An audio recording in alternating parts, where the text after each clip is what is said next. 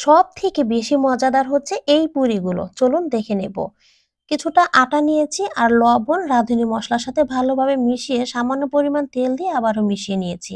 এবার একটু একটু করে পানি দিয়ে ভালোভাবে একটা ডো তৈরি করে রেস্টে রাখবো 10 মিনিট। এখানে কিছুটা আলু নিয়েছি, কাঁচামরিচ কুচি, চিলি ফ্লেক্স, ধনিয়া পাতা কুচি আর কিছুটা লবণ দিয়েছি, সেই সাথে বেরেস্তা ভাজা, আরও দিয়ে দিচ্ছি সরিষা তেল। মিশ্রণটির সাথে কিছুটা হলুদও ব্যবহার করেছি। এতক্ষণে ডো অ্যাক্টিভ হয়ে গেছে। এই ডোটা কতটা নরম হয়েছে দেখেই বুঝে নিয়েছেন।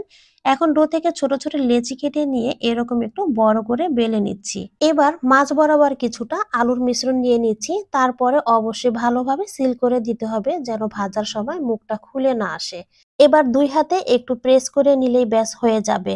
আগে থেকে কিছুটা তেল গরম করে রেখেছি, এবার একে একে সবগুলো পুরি দিয়ে দিচ্ছি।